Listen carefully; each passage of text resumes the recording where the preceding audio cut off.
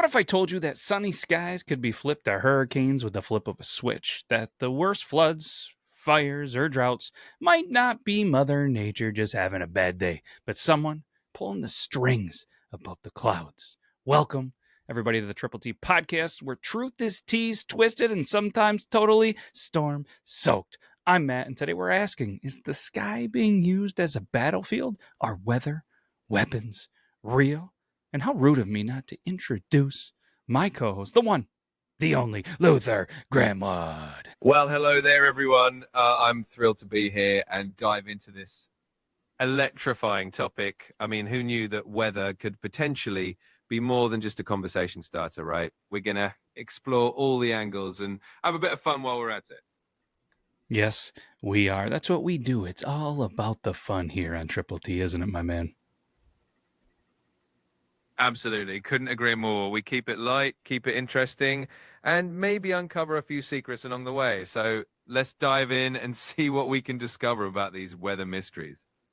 Yeah, and I mean, the weather has been pretty wild as of late, not only here, but around the world. And man, I mean, just the other day, I saw some kind of weather alert on my app that said there was a 7.5 potential magnitude earthquake heading towards Hawaii or something like that. Wow, that's pretty intense. It does feel like the world's been throwing all sorts of surprises at us lately. It definitely makes you wonder if there's more to it than just natural phenomena, right? Keeps things interesting, that's for sure. Yeah, it absolutely keeps interesting. Yeah, let's go with interesting, Luther. And it does make you wonder, just like pretty much every episode we do. We're here to make you wonder and make you think and put on your thinking hats, not your tinfoil hats, right? Exactly. It's all about having a curious mind and a sense of humor while we explore these wild ideas. So let's keep those thinking hats firmly on and dive into the possibilities. Absolutely. And as always, well, I say as always, and as we have been doing for the last couple of episodes, I like to throw out the drink, the themed drink of the episode early on. So if anybody wants to pause it, go ahead and make a drink and then sip on it or chug it. No judgment here during this episode, and share with some friends. And we'll go ahead and do that. And I got a pretty good one, Luther. Oh, I can't wait to hear this one. I always love a good themed drink. It really sets the mood for the episode. So, what do you have in mind for today? We're going to go with the HAARP Hurricane. It starts off sweet, but finishes with a shock. Are you excited? Oh, I'm definitely excited now. That sounds like the perfect drink to match our School Me theme today. I can already imagine the flavor. All right, here's the ingredients. We're going to go with an ounce of dark rum. You know, for those stormy skies, we're going to go with an ounce of light rum. For the government's clean, air quotes clean, version, we're going to go with a half ounce of blue curacao because HAARP is electric and blue. Half ounce of fresh lime juice for the sour truth. 2 ounces of pineapple juice for the tropical storm vibe. A splash of club soda to activate the static. Crushed ice, gummy cloud, or lightning bolt candy is a fun little garnish. What do you think of that? And then I'll tell you how to make it. I love it. That is such a creative mix, and I can just picture how vibrant and fun that drink's going to look. Plus, that garnish is the perfect finishing touch. Let's hear how to put it all together. I got you. In a shaker, combine both rums, the blue curacao, lime juice, and pineapple juice. Shake like a government weather experiment. Fill a tall glass with some crushed ice. Pour the mixture over the ice. Top with a splash of club soda to give it that additive. I just got choked up. To give it that little bit of a fizz. I don't know what I was going there. I think I just had a stroke. Sorry about it. And we're going to garnish with the gummy lightning bolts or a cloud of whipped cream for the drama. Serve with a tiny umbrella and a massive sense of impending doom. There is a little bit of a little variation, a little mocktail variation. You can substitute rum with coconut water and a dash of vanilla extract for a cloud cover cooler. Still stormy, just not as destructive, huh? That sounds absolutely perfect. I love that we've got both the spirited version and a mocktail version, so everyone can join in on the fun. I mean, whether it's stormy or calm, we've got a drink for everybody. That's what we do. This episode is hopefully has a little bit of some stuff for everybody as well. And I say we get right into it, man. What do you think? I say let's dive right in. We've got our drinks ready, our thinking hats on, and a lot of fascinating theories to explore. So let's get to it and see what we uncover. All right. For as long as humans have understood the weather, Luther, we've tried to control it. Farmers, they did rain dances, kings hired astrologers, and now governments and scientists are firing chemicals into the sky and bouncing radio waves off the ionosphere like it's a game of atmospheric pinball. It's pretty wild when you think about it. We've gone from dancing for rain to basically playing mad scientist with the atmosphere. It's amazing how far we've come, and a little bit amusing too. So if you had to, create or hum a quick little song that you would do a little bit of a rain dance to, how would it sound like, Luther? Oh, I'd probably come up with something super catchy and rhythmic, maybe throw in some fun beats and a few dramatic pauses. It would definitely be a tune that gets everyone up and moving. Yeah. So sing it out. Do a little thing. It's like a what do you think? Do it up. I might have to leave the actual singing to the professionals, but I can definitely imagine a fun little melody that gets everyone in the mood for a rain dance. We'll keep it playful and lighthearted. Yes. Maybe you should be a little lighter heart and lighten up, Luther. Sing for the people next time. Jeez. Fair enough. I'll keep that in mind for next time. I'll have to warm up those vocal cords and surprise you with a little tune down the line. We'll keep things fun and spontaneous. Yeah. But anyways, let's jump to today's topic. From cloud seeding to HAARP and military experiments, so weird that they sound like rejected sci-fi scripts. We're diving head first, Luther, into the idea that weather is no longer wild; it's weaponized. Huh? It's definitely a fascinating topic, and it's amazing to think about the possibilities and the implications of that. It really does feel like something out of a movie, but here we are exploring it in real life. Luther won't sing, but he's the man who once allegedly claimed to have copyrighted Fog. And I think there's rumors out there that you tried to sue the state of Oregon for stealing his myth. Luther Grimwood, my dude, are you ready to make it rain? Oh, you know it. I'm always ready for a little weather-related mischief. So let's dive in and see what we can uncover and have a great time while we're at it. All right, let's start with some stuff that we do know. The real science of controlling the weather. It's called cloud seeding, and it dates all the way back to the 1940s. For anybody that has never heard of cloud seeding, Luther, you want to kind of give them your take and your research, I guess. What is cloud seeding?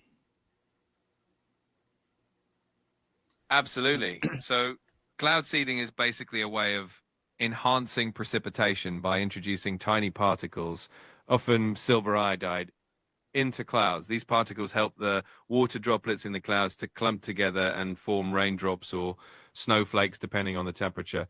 It's like giving Mother Nature a little nudge to get the rain or snow going. Yeah, silver iodine. And I read something that they could also use dry ice into certain clouds. Is there any type of clouds that I guess or are the ones that react better to the iodine and the dry ice? Yeah, absolutely. Usually the clouds that work best for cloud seeding are those big puffy cumulus or cumulonimbus clouds because they've got a lot of moisture in them and are more likely to produce precipitation when you give them that little boost. Dry ice can also be used and it works similarly by cooling the air and helping the moisture to condense into precipitation. Man, it's been a long time since I've had to learn and look up and talk about clouds, huh? And I know some of these cool kids, they think clouds are only the things that you get on your vapes and you blow clouds. But listen, kids, pay attention to the stuff in the school, because eventually you could land yourself on a podcast talking about cumulus clouds, and your teacher's going to be like, I told you so. I told you, you little shit. Exactly. You never know when that knowledge is going to come in handy, right? And hey, if it leads to a fun podcast discussion, then it's all worth it in the end.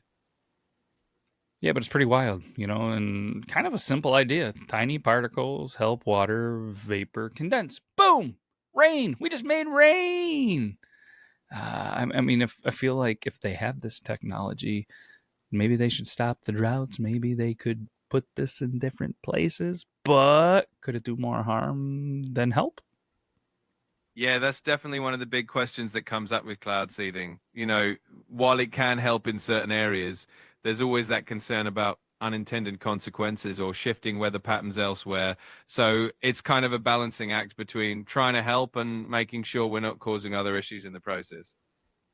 Fair, absolutely. And then let's fast forward a little bit to 1947, when came a little project that came along called Project Cirrus. The U.S. military partnered with General Electric. Yep, the light bulb people, to try to control hurricanes. Yeah, Project Cirrus was such a fascinating experiment. They may actually tried to weaken hurricanes by seeding them with dry ice, and it had some pretty unexpected results. It's amazing to think that even back then they were already trying to figure out ways to control these massive storms.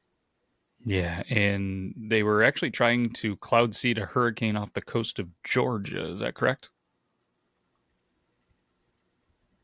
Yeah, that's right. They went for a hurricane that was forming off the coast of Georgia, and after they seeded it, it actually changed direction and ended up making landfall in an unexpected area, which just goes to show how unpredictable and tricky it can be to try to control the weather. Absolutely. Now, is there any scientific research, data, or anything that prove that what they did might have made the hurricane shift and slam into Savannah and really piss off people? Or was it just how Mother Nature is just unpredictable and the storm shifted? It's a bit of a blend of both, really. There's no definitive proof that the seeding directly caused the hurricane to change direction. Hurricanes are naturally unpredictable and can shift course on their own. So while it's possible that the seeding played a role, it's hard to say for sure, and it definitely left some people pretty frustrated and puzzled at the time. Yeah, I couldn't find the exact number. Maybe you got a ballpark area of how much dry ice they actually used to try this brilliant idea of cloud seeding and controlling and stopping a hurricane. Yeah, it was actually a pretty hefty amount of dry ice. I think it was somewhere around 80 to 200 pounds that they dropped into the hurricane, which is quite a lot when you think about it. It definitely showed how ambitious and experimental they were with this project. And you said dropped in. How did they actually get the dry ice into the hurricane to be the hurricane stoppers? I don't know. Sorry, I was thinking like the light bulb went on with this idea, and I was going to make a play on GE and light bulbs, but I just couldn't pull it all together. No worries. I love where you were going with that.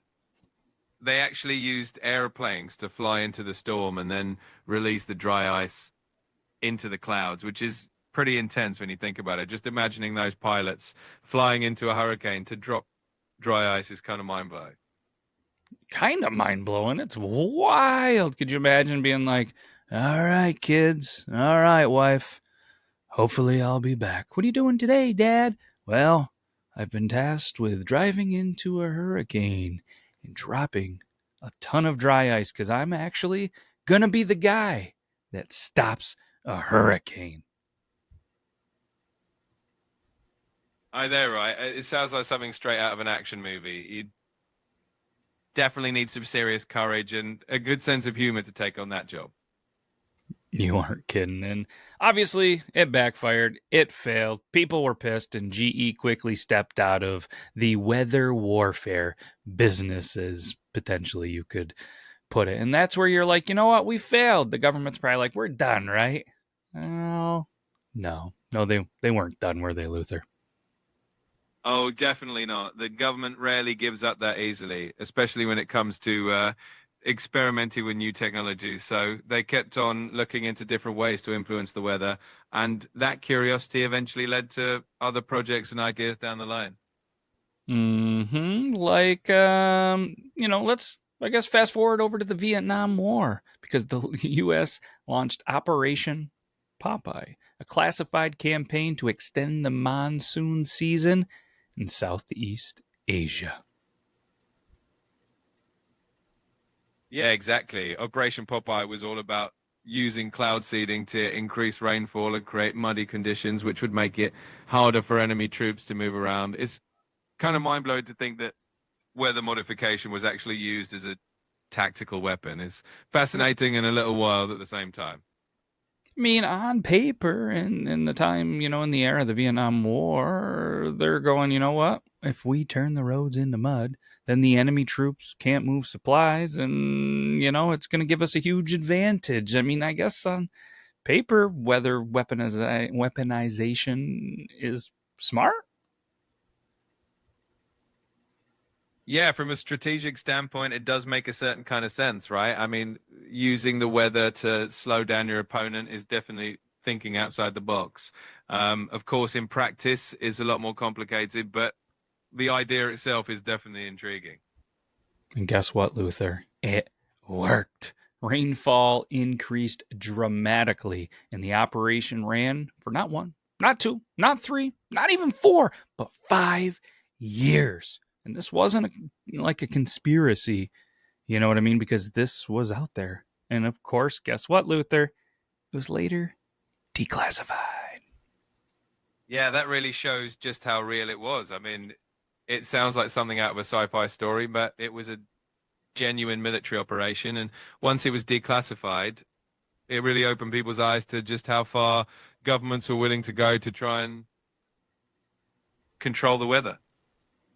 Yeah, I mean, could you imagine if, there was an entire episode of MASH or an entire war movie where it showed the science in the lab and they were getting ready for this and they ended up creating more and more rain and then they got stuck. I feel like that would have been a very successful movie back in the day. I know my grandfather would have watched it probably 5 times on VHS.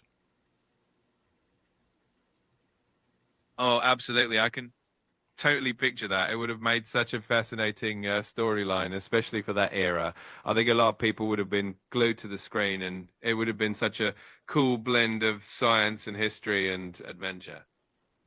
Yeah, and it's like kind of like you said, it's wild to me that weather warfare is actually real. And if that's just what they admit, obviously, before they declassified it, what else could be going on? I mean, you got anything you want to say potentially and tell everybody maybe about classified rainstorm? Well, I wish I had some top secret intel to spill, but it does make you wonder what other projects might still be under wraps, right? It's always intriguing to think about what might come to light in the future, and it's definitely keeps that sense of mystery alive. Absolutely. Let's go ahead and talk about HAARP. HAARP. I am saying that right, like harp, not the instrument, but the most famous villain in the weather manipulation world. Yep, you got it right. HAARP stands for the High Frequency Active Auroral Research Program, and it's definitely got a reputation for sparking all sorts of conspiracy theories. It's been blamed for everything from controlling the weather to causing earthquakes. So it's definitely one of the most infamous projects out there.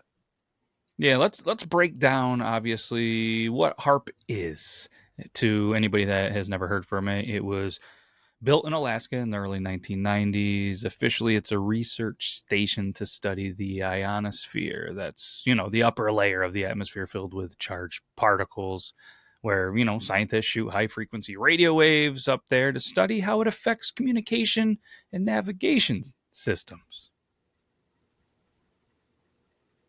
Exactly. And because HAARP can heat and manipulate a small portion of the ionosphere, it kind of fueled a lot of theories about it being used for more than just research. It's got that mysterious aura around it, and people love to speculate about what else it might be capable of. Yeah, can you tell anybody again? Can you break down the basics of HARP? Obviously, Alaska, 1990s. What other information you got on it? How much funding does it get? Yearly over the time since the 90s. The good it's done, the bad it's done. Stuff that is actual factual out there. HAARP, or the High Frequency Active Auroral Research Program, is a fascinating piece of technology based in Alaska and launched in the early 90s. It was funded initially by the US Air Force, the Navy, and DARPA. It's had quite a bit of funding over the years, and these days it's managed by the University of Alaska Fairbanks. It's contributed a lot to our understanding of the ionosphere, which helps improve things like radio communications and GPS. Despite all the conspiracy theories, its actual purpose is purely scientific. Yeah. And you did mention a little bit ago that HARP has been blamed for some things. It's been blamed for hurricanes, to mind control, to causing earthquakes. Some believe it can actually heat up the ionosphere enough to redirect weather systems or generate storms. And others, they say it's just a giant science experiment with a bad PR team. Exactly. It's definitely one of those projects that captured people's imaginations and sparked all sorts of wild theories. But at the end of the day, it's just a fascinating piece of scientific equipment aimed at understanding our atmosphere a bit better. And to be fair, HARP's original funding, like you said, did come from the U.S. military, and they've been pretty cagey about some of its uses. But many scientists, they kind of go to bat for HARP and the government because they're probably paid by them. Did I say that out loud? Oops, I was going to keep that in my head. But they say it's not powerful enough to do what the conspiracy theories actually do claim. Yeah, exactly. The science behind it is definitely a lot less dramatic than some of the theories out there. But it's always fun to dig into these topics and see where the facts end and the speculation begins. Yeah, because let's be honest, if you ask the internet, HARP caused Hurricane Katrina, the Haiti earthquake, and your cousin's bad Wi Fi signal. Exactly. It seems like Harp. Exactly. The internet loves to blame Harp for just about everything that goes wrong. It's always entertaining to see how these theories evolve, but it definitely shows how curious people are about the mysteries of science. Yeah, no, absolutely. And let's get into some suspicious stuff. The timing of some natural disasters is, well, kind of weird. Like I just mentioned, Hurricane Katrina 2005, some claim that it was intensified or even redirected by a weather modifying program. And the theory was that certain areas were targeted for strategic or, well, you'll never guess this, political reasons. Wild? Sure. But it gained traction after whistleblower style blogs and forums linked to experimental technology. Yeah, it's always interesting how these theories pop up, especially around major events like Katrina. People look for patterns and connections, and sometimes it just adds another layer of mystery to what's already a big event. It just goes to show how much curiosity is out there. Oh, absolutely. And then come the accusations that the California wildfires were actually sparked or worsened by directed energy weapons. That's right. Some believe that laser weapons or microwave bursts ignited these fires. Photos of melted cars and untouched trees obviously sparked that debate. Yeah, those theories definitely captured a lot of attention and got people talking. It's always fascinating how certain images or events can fuel these conversations and lead to all sorts of speculation. It really shows how much people are intrigued by the unknown.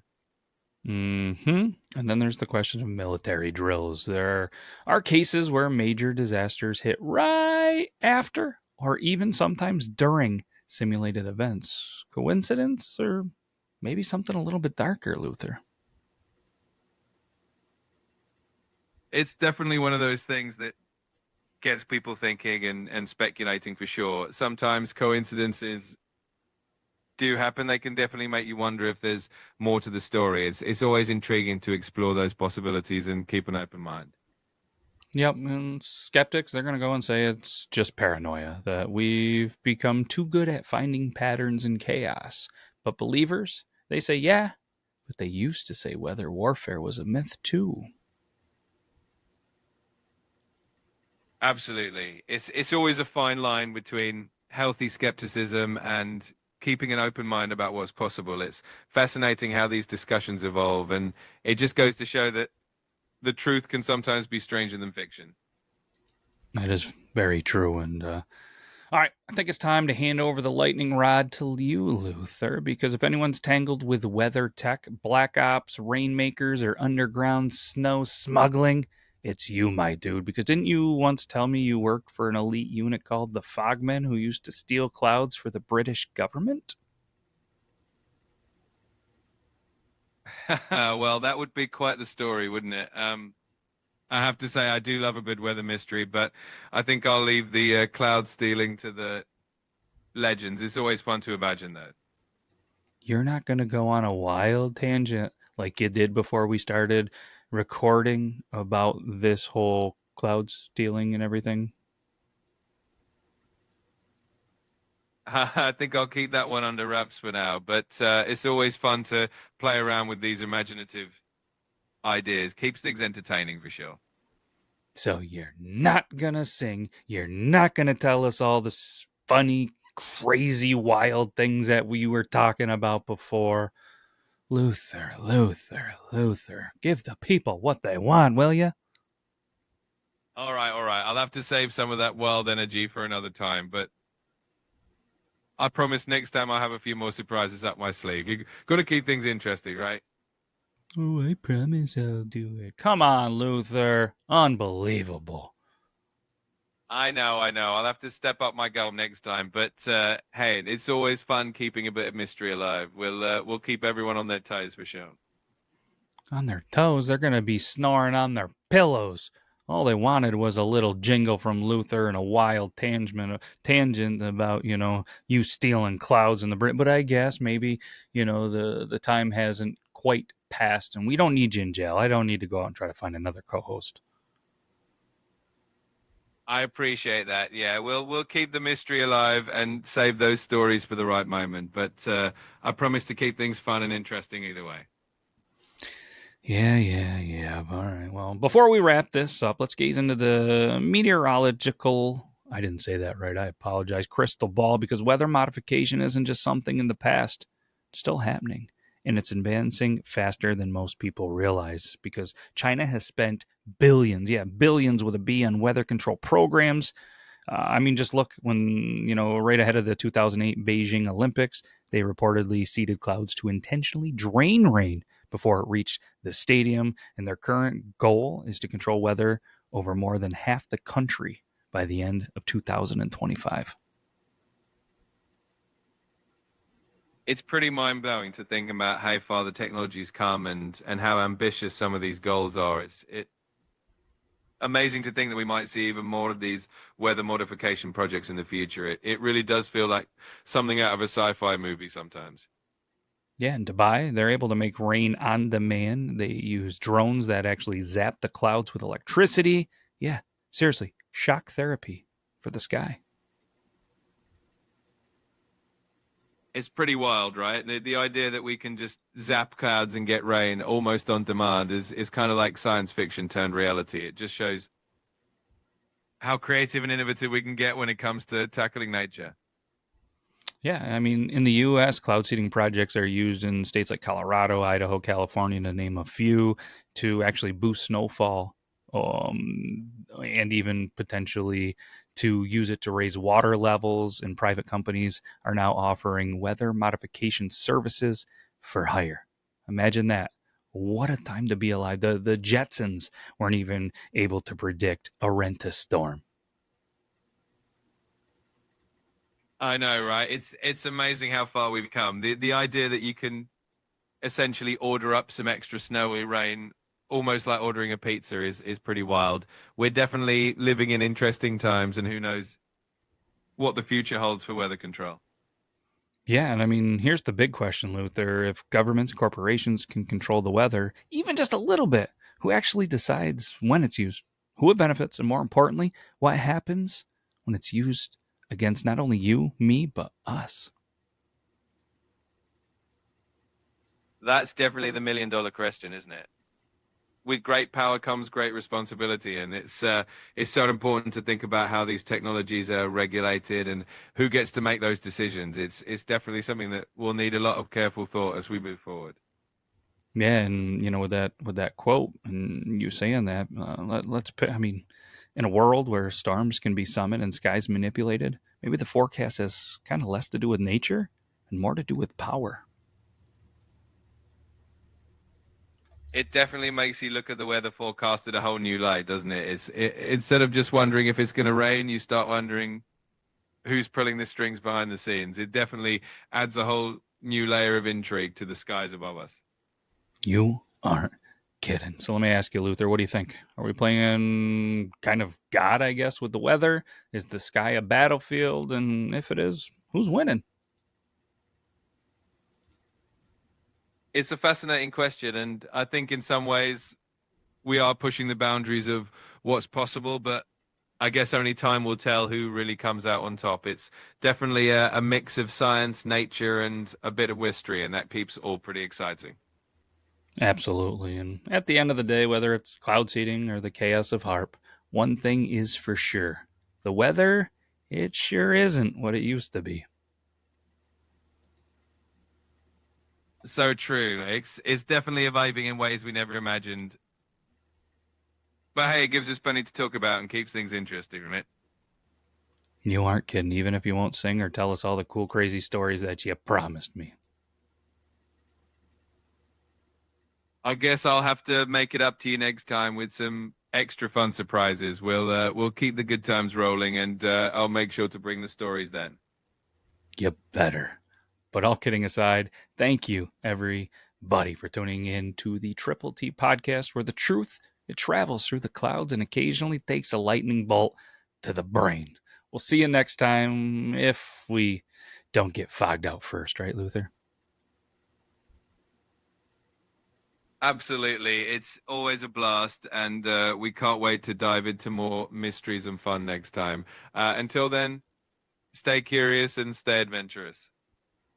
Absolutely. That's all we got. We'll be back next week. Take care, everybody.